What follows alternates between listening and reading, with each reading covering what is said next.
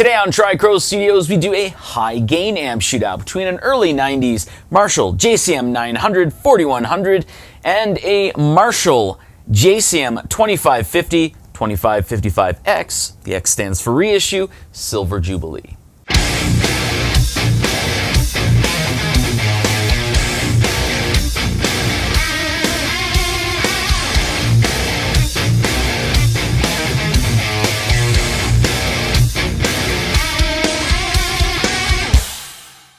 So I would like to reiterate here that this is a high gain amp shootout. That's why it's titled that way. So you're not going to hear any cleans or any breakups. It's just high gain geared towards metal. I'd also like to note that both amps here are being boosted with an Ibanez TS9. But I do have two sound samples for you today, the first of which is a somewhat balanced EQ type setting in drop B, whereas the second one, we get a little bit more on the scoop side, and that's in drop C.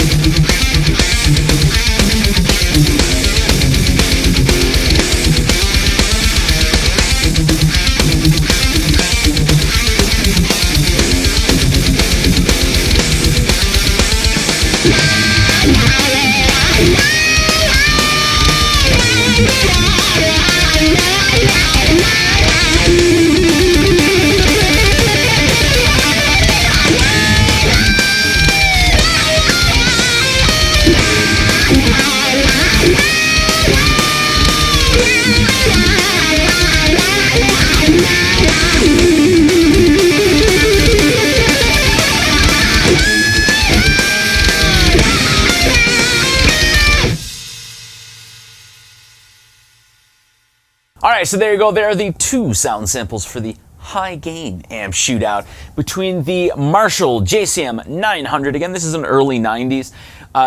JCM 900, 4100, the 100 watt high gain dual reverb, and the Marshall JCM 2550, 2555X. Again, the X stands for reissue, Silver Jubilee. So it is at this point in the video where I kind of like to go over what I've gained from doing a shootout like this. And I was rather surprised. I know that for me, the JCM 900, it's a really nice, dark, high gain amp. And it gets that really specific tone, which some people don't like just because it has a 9 instead of an 8 there. But when you start opening up the volume, the amp really does open up. And especially when it's boosted, it works without a boost, but I think with that boost, it really, really kicks it into that high gain territory. And again, at that point, you're going to get a really nice, dark, and evil sound from it. But the Silver Jubilee, I think it's usually touted as more of like a hard rock amp rather than a high gain amp, if that makes any sense. It's one of those amps where you pair it with a Les Paul, like I did, or a Strat or an SG, any guitar, and you start bringing up that gain and start playing lead. It just does something that's really magical. However, when it comes to high gain, a lot of people kind of take it out of the equation for some reason. However, I think it really did really well in this shootout. The mids that are there, it's almost like the EQ is reactive. It's kind of hard to explain. Once you start bringing things up past like certain points, it really, really, really opens up the amp, and almost as if it's its own presence and resonance controls within the EQ, if that makes sense, if I don't sound like a dummy there. But again, I think both amps did really well here. Now, this also was a specific type of high gain sound. So, I mean, this was not death metal, people. They still do hold their own. I think the 900 in that category would definitely have a little bit of a leg up just because it is so dark and evil sounding. But you can definitely get things to work with the Silver Jubilee here. It's just one of those amps that it does so well just with leads and like clarity on single notes and stuff like that, that I don't know, I don't even think I need to put it to the test for that. It's a really well, all well-rounded amp. that can really do a lot in a whole bunch of categories. But anyway, that is all I really do have to say about like the comparison between both and what I've gained there. I do consider myself extremely fortunate to own both of these amps, and of course all the other amps that I do own.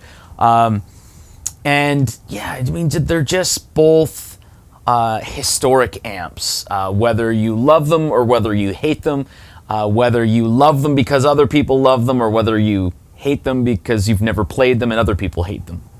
Who knows? Anyway, thanks so much for watching, and I say good day.